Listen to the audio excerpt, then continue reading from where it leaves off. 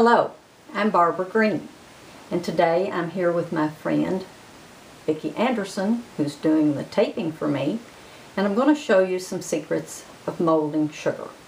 I've molded sugar for over 40 years and made panorama eggs by the thousand. They make lovely gifts.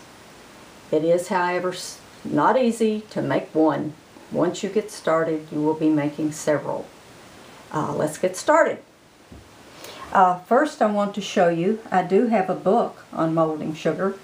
It includes figure piping and fondant molding as well.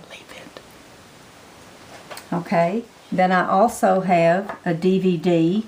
It's 90 minutes long and it's on sugar molding and figure piping. I have sold these to florists and to candy companies.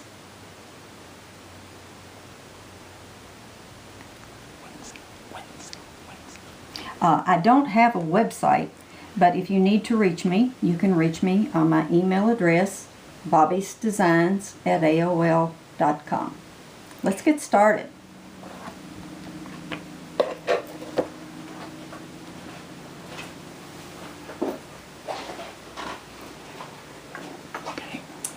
Okay, superfine sugar works best for molding your eggs. However, it's very pricey. I process granulated sugar in the food processor, and that makes it finer. So I have 2 cups of granulated sugar in this processor.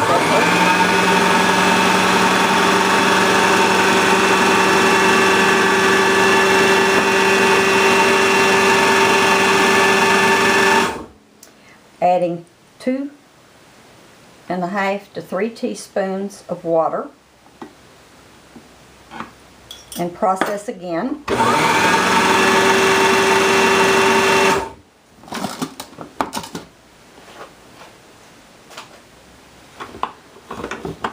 You don't want your sugar to be too wet. If it's too wet, it sticks to your molds.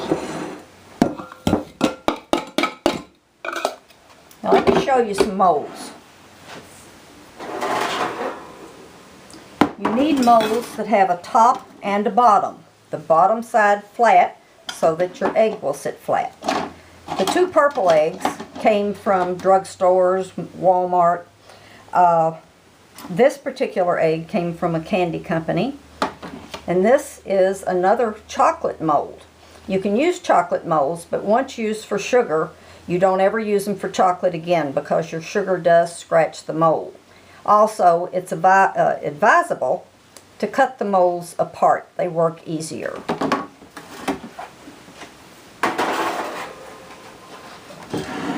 You want to work the sugar with your hands or with a hand mixer to thoroughly mix it. Then I like to pack it down, put saran wrap over it, another layer of saran wrap, and let it rest for a little while. If it's not mixed thoroughly, you'll have dry spots or wet spots. So you want to pack your egg and pack it very firmly, and I'm starting with the bottom.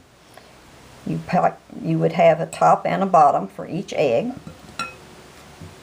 Pack it really tight, scrape it off, turn it out on a board or a tray.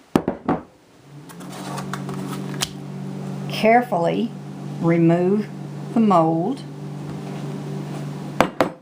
Take a spatula, and I don't like to cut too much off. So I'm just cutting off about 1/2 inch of the egg.